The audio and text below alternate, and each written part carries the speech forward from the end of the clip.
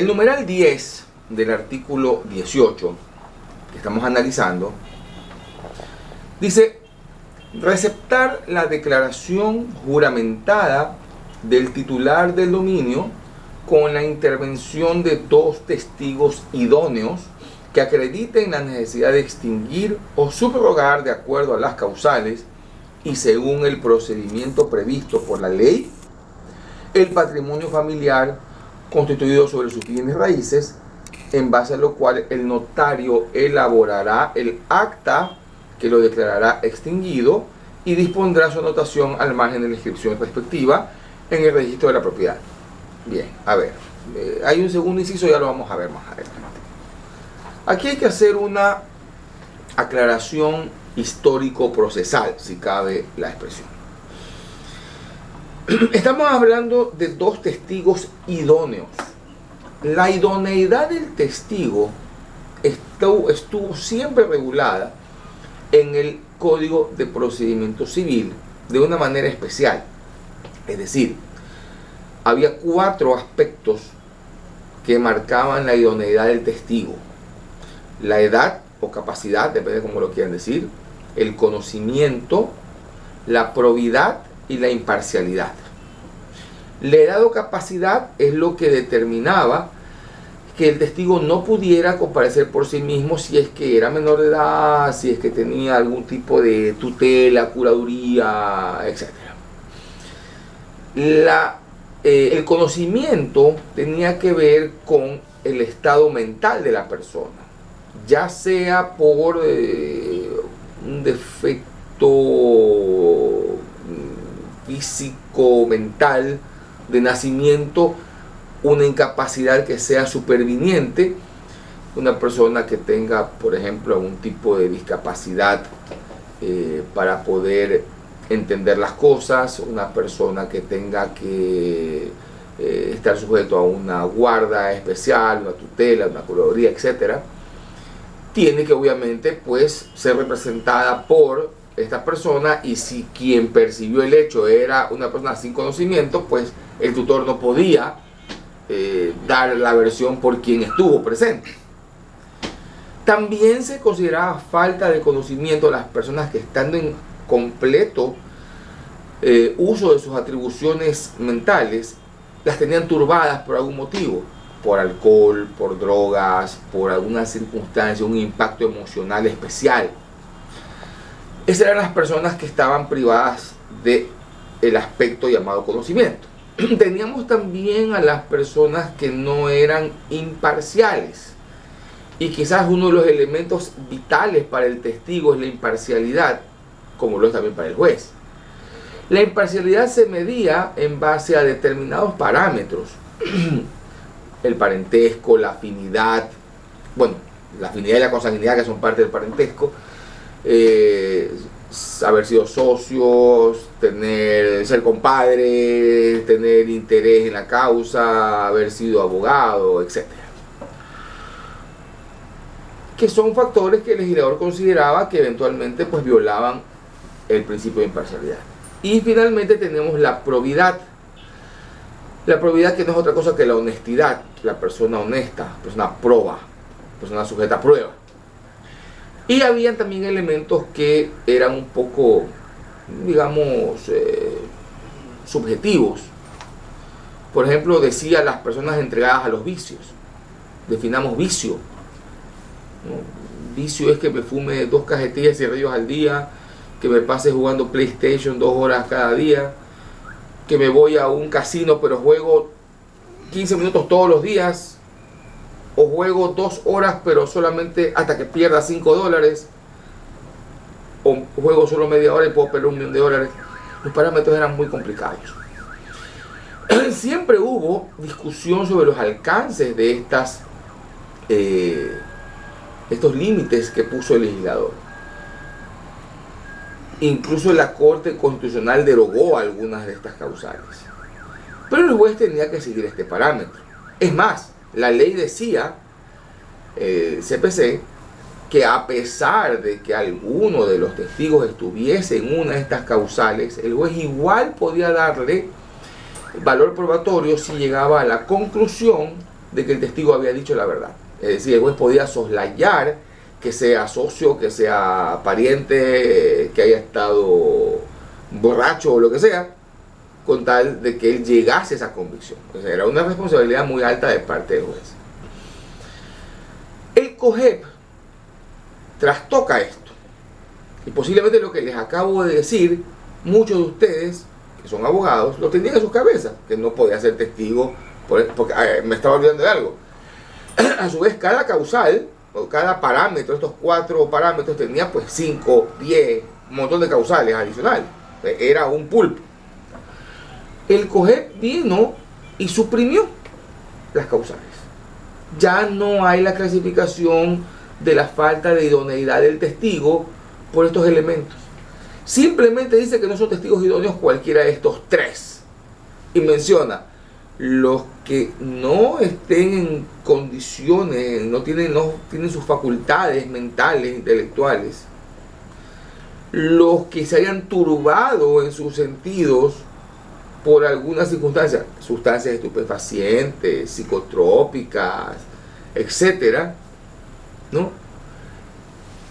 Con lo cual está dándole al conocimiento, a la falta de conocimiento, prácticamente lo principal. Y lo otro es la falta de capacidad, menores, etcétera. Es decir, no hay una sola causal de falta de imparcialidad. No hay una sola de las causales que eran antes falta de probidad. Y de las de falta de conocimiento hay apenas 2. Y por la falta de capacidad, que era la primera, pues eso no puede dejar de estar en la ley. La pregunta del millón para los jueces y los abogados que llevan procesos es: ¿puede tomar el juez con toda tranquilidad la declaración al papá, al hermano, al socio, al que fue abogado? La respuesta de cajón es sí. Pero la persona que aporta un testigo de esa calidad sabe que el juez puede valorar esa respuesta como parcializada y no darle fuerza probatoria.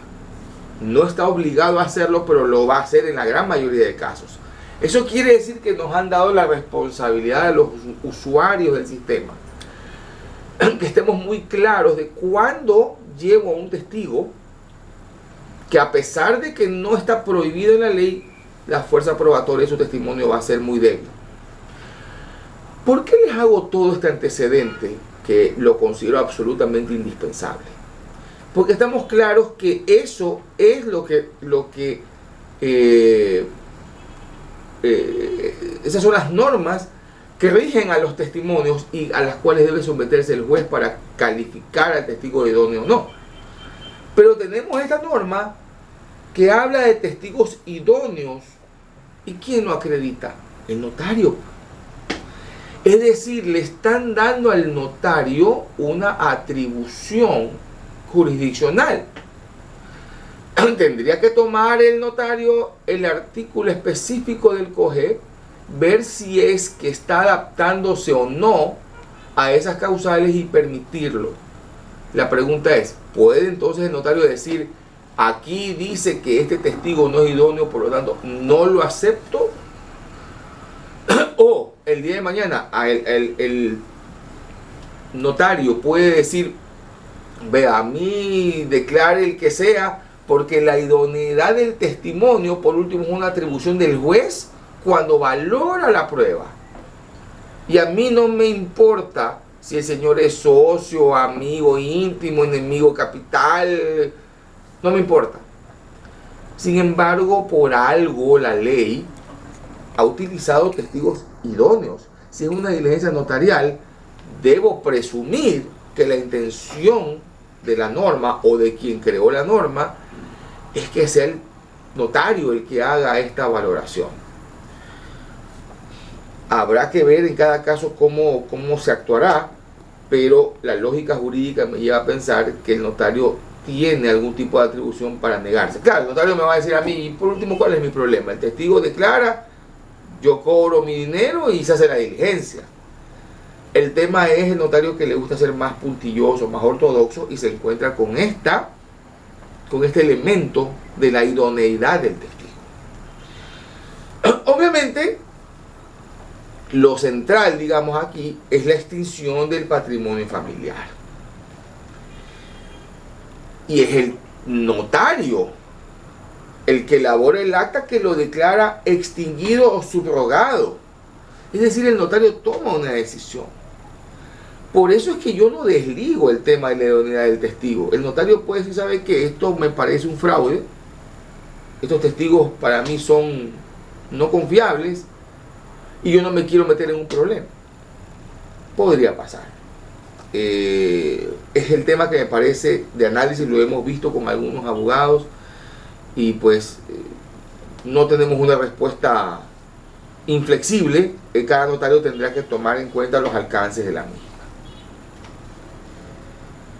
Termina la norma diciendo, en los casos en que el patrimonio familiar se constituye como mandato de la ley, en los casos en que la ley dice que tiene que haber como patrimonio familiar, por ejemplo, las determinadas viviendas que son financiadas por el IES, deberá adicionalmente contarse, con lo que había el extinto Banco Ecuatoriano de la Vivienda, me acuerdo también, deberá adicionalmente contarse con la aceptación de las instituciones involucradas.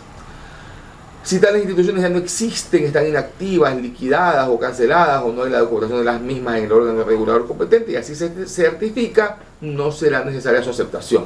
Esto es un poco más que pídale permiso a su abuelito. Si su abuelito ya se murió, ya no le pida permiso, ¿no? Más o menos eso es lo que dice la norma. Si la ley, si ya la institución, el órgano ya no existe, ya no se requiere la aceptación.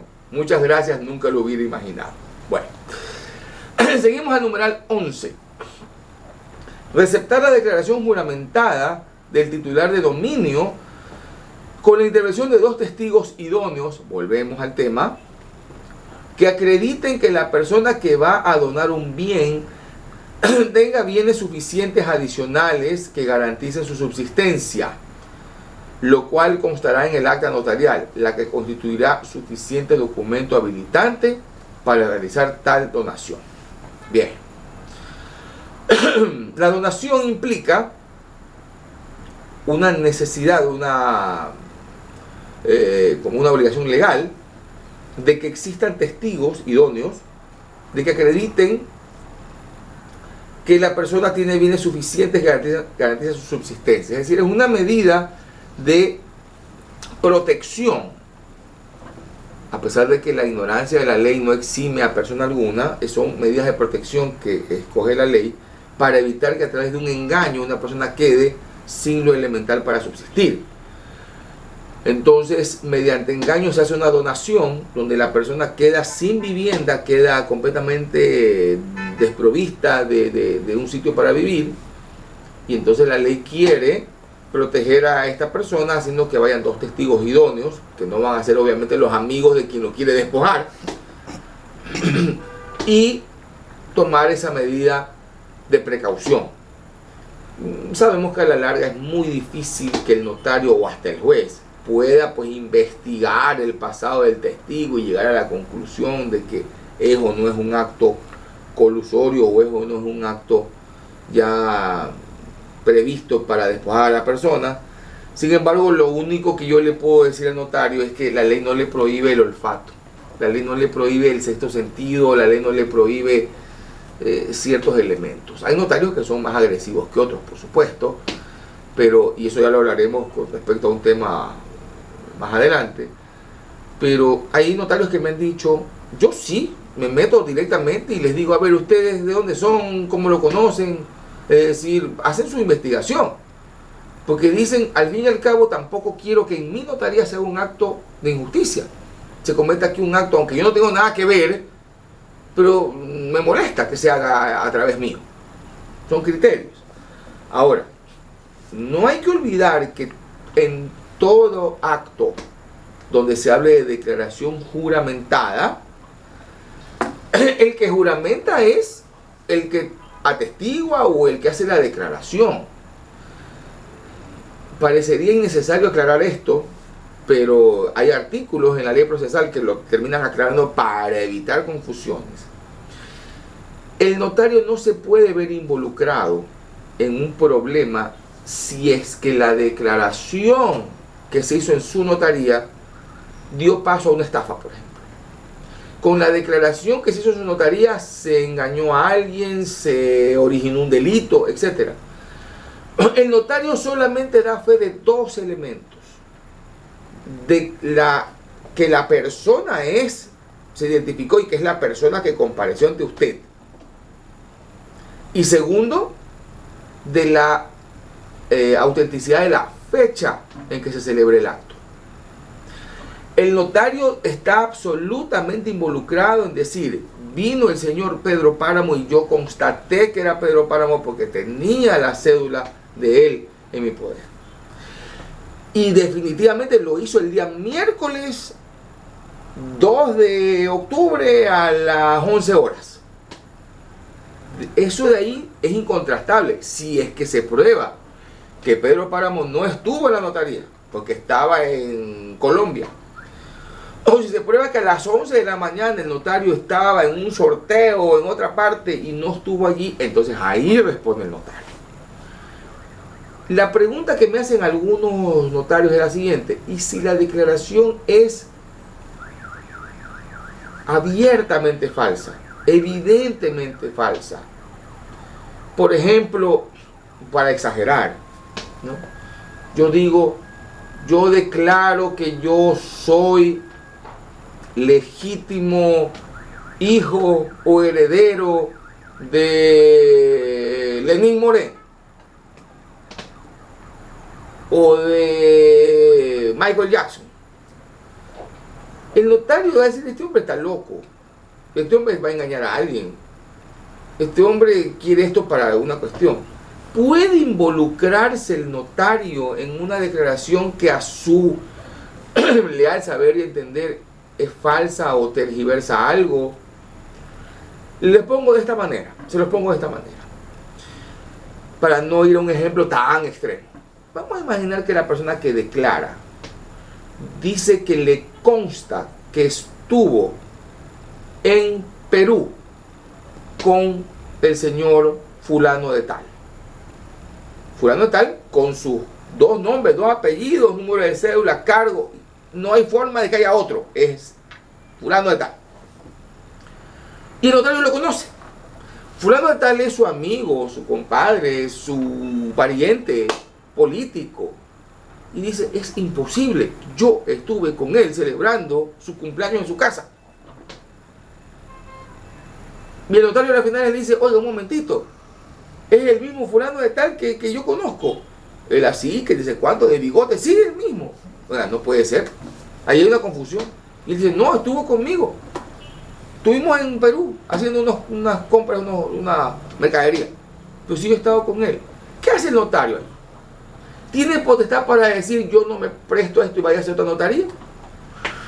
Vean, negar servicios a alguien no necesariamente es ilegal. El problema es que la parte que se sienta negada en los servicios lo puede acusar de discriminación. Porque yo era blanco, porque era amarillo, porque era alto, porque era bajo, porque era hombre, porque era mujer, porque era gay, por lo que sea. Puede tener un problema por ese motivo. Pero no veo en ninguna parte que el notario esté obligado a dar un servicio, porque puede tener motivos perfectamente válidos. Lo que pasa es que el notario debe ser, creo, un poquito hábil para hacer estas cosas, ¿no? El notario no le puede decir tú sí, tú no, porque me da la gana, porque obviamente va a crear un conflicto, pero sí puede decir: vea, no estoy haciendo este tipo de diligencias por ahora, en este otro tengo que salir, qué pena. Puede buscar alguna salida. Entonces, habría que ver en el caso concreto hasta dónde puede llegar los límites del notario, si es que él percibe o detecta o determina de manera fehaciente que la persona que está declarando está diciendo algo que a él incluso le consta que no puede ser cierto. El numeral 12 expresa: receptar la declaración juramentada, ya el mismo comentario ya dicho, de quienes se creyeren con derecho a la sucesión de una persona difunta, presentando la partida de defunción del decuyus y las de nacimiento y otros documentos para quienes acrediten ser sus herederos. así como la de matrimonio o sentencia de reconocimiento de la unión de hecho del cónyuge sobreviviente si lo hubiera. Tal declaración con los referidos instrumentos serán suficientes documentos habilitantes para que el notario conceda la posesión efectiva de los bienes pro indiviso del causante a favor de los peticionarios, sin perjuicio de los derechos de terceros. Dicha declaración constará en acta notarial y su copia se registra en el registro de la propiedad correspondiente. Muy bien. Esto no es otra forma, no es otra cuestión de decir la posesión efectiva a la cual le antecede una declaración juramentada, que es la forma como comúnmente se ha venido haciendo. La posesión efectiva, que algunos tratadistas dicen que ni es posesión ni es efectiva, porque no poseen nada, ni efectivamente transmiten nada, sino que simplemente una anotación de la calidad de heredero que tenga alguien, calidad de heredero que puede ser impugnable posteriormente. En nuestro país tiene una especie de virtud incontrastable. Usted viene con una escritura de posesión efectiva y se le abren todas las puertas. Y la posesión efectiva en efecto es una importante diligencia, pero creo que se le da mucha más trascendencia de la que realmente tiene. Más allá de eso, lo que me interesa hacer énfasis es sin perjuicio de los derechos de terceros. Es decir, puede haber muchas personas que tengan posesión efectiva. Y usted dice, oiga, pero entonces a ellos usted les va a conceder determinados derechos, y si hay otros que no han aparecido, ahí está sin perjuicio de terceros. Es decir, el notario no tiene por qué importarle si es que a las finales hay más o hay menos herederos, porque al fin y al cabo ellos no pierden nunca su derecho de reclamarle a quienes los hayan ignorado. Aquí suele haber muchos elementos. Yo suelo decir que todo lo que tiene que ver con factores de sucesión es muy tóxico. Sostengo que el dinero saca lo peor del ser humano. Y cuando hablo del dinero no necesariamente hablo de $1 millón. Yo he visto familias que se destrozan por una propiedad que vale 50, 60 mil dólares y ellos son 10. Es decir, no es que le va a tocar a cada uno $1 millón, a cada uno le va a tocar muy poco dinero. Claro, lo poco, mucho es relativo. $10 puede ser mucha plata o muy poca plata dependiendo, por supuesto que sí. Pero no estamos hablando de cuestiones millonarias de verdad. Y esto trae muchos problemas. Las posesiones efectivas en muchas ocasiones ignoran, por ejemplo, a los hijos que no son de padre y madre. Entonces, como los hermanos viven enojados porque el papá tuvo un hijo o hija fuera de matrimonio, no, a ese no lo contamos. Pues hijo, no lo puedes dejar de contar. Una pregunta, doctor. El caso que usted está explicando, por ejemplo, si el padre, bueno, que tenga bienes, sí, deja en el testimonio planteado que solo los bienes se los reparten los hijos que son de padre y madre, el hijo que está por fuera puede reclamar. Absolutamente. El testamento no puede soslayar los derechos que correspondan a los legitimarios que hayan probado su calidad. Ni aún por vía testamentaria se puede cambiar esto. Recordemos que en la parte sucesoria es la cuarta de libre disposición, donde yo puedo pues mejorar la condición de uno de ellos o por último dárselo a un tercero que no tenga nada que ver, porque nuestra sucesión es testada. Y eso quiere decir que la ley ya está asignando, ya da ciertas normas que yo no me puedo salir. Es decir, yo puedo hacer lo que quiera con mi plata, hágalo en vida. Y aún en vida hay ciertos problemas.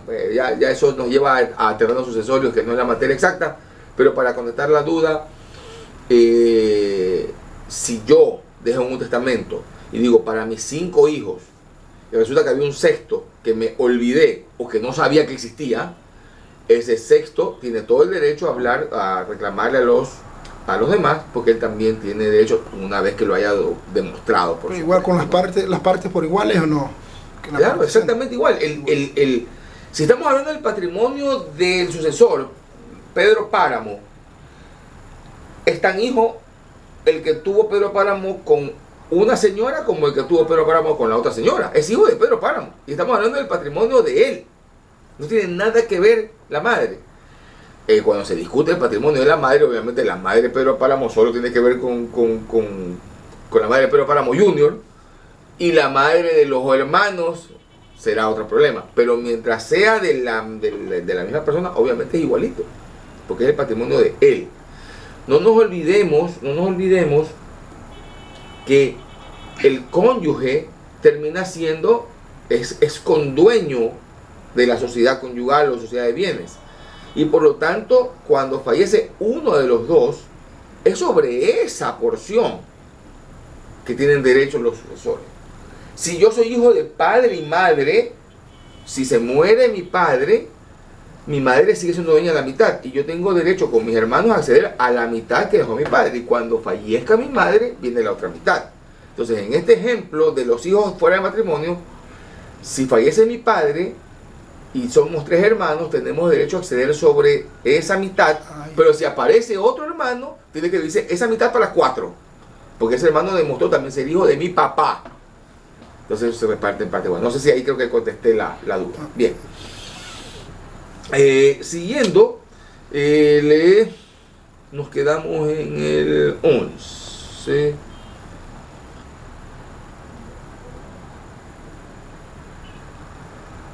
Bien, vamos al número 13. Autorizar la petición de disolución de la sociedad conyugal o de la sociedad de bienes por mutuo acuerdo, sin perjuicio de la atribución prevista en el artículo 10 de la Ley Orgánica de Gestión de la Identidad y Datos Civiles. Nos encantan estos nombres interminables, ¿no?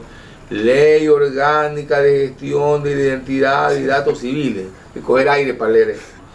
Previo reconocimiento de las firmas de los solicitantes ante el notario acompañando la partida de matrimonio, la sentencia, acta de reconocimiento, certificado de la unión de hecho o cualquier documento habilitante según lo dispuesto en la Ley Orgánica de Gestión de la Identidad y Datos Civiles. A ver, vamos a este primer inciso. Hay abogados que suelen decir, oiga, sociedad de bienes, sociedad de hecho es lo mismo. De hecho, la sociedad no se llama sociedad conyugal, se llama sociedad de bienes, porque es la que nace del matrimonio. Es parcialmente cierto. La verdad es que sociedad conyugal propiamente no es el nombre, es sociedad de bienes. Es una sociedad que nace, es una sociedad sui generis, una sociedad solamente única en su especie, que nace naturalmente con el matrimonio. Sin embargo, por leyes posteriores, también surge una sociedad de bienes por la unión de hecho. Es decir, patrimonialmente la unión de hecho y el matrimonio son iguales. No son iguales en su naturaleza jurídica, no son iguales en cuanto a determinados derechos que se derivan de esa calidad, pero patrimonialmente no hay diferencia alguna entre sociedad de bienes y sociedad conyugal. Porque hay que hacer la aclaración, la sociedad conyugal es una sociedad de bienes, sigue siendo sociedad de bienes, pero la ley lo distingue para tener claro que la sociedad de bienes es la de la sociedad de hechos, porque esa no puede ser conyugal, porque es de hecho, no hay matrimonio. Es decir, no hay matrimonio, no puede ser sociedad conyugal, sino sociedad de hecho. Es por eso la distinción. Pero si vamos a ponernos puristas, la sociedad de bienes y la sociedad conyugal son lo mismo. La sociedad de bienes, la sociedad conyugal es la sociedad de bienes que nace por el matrimonio. Y la otra es la de bienes, la que nace simplemente por la unión de las personas en esta figura llamada unión de hecho. Aquí estamos hablando entonces de la disolución de la sociedad conyugal o la disolución de la sociedad de bienes por mutuo acuerdo. Es decir, no es mutuo acuerdo al juez. Ahí tiene que irse a liquidar pericialmente, etc. Perdón, estamos hablando de disolución, no de liquidación, disolución. Aquí hay que hacer un par de aclaraciones. Lamentablemente he escuchado incluso abogados decir que la disolución de la sociedad conyugal equivale a que el matrimonio casi que quedó de papel. No tiene nada que ver. Los matrimonios pueden ser absolutamente solventes con una disolución de sociedad conyugal y pueden ser muy débiles con sociedad conyugal formada. La sociedad conyugal es simplemente una forma de organizar los patrimonios de los cónyuges.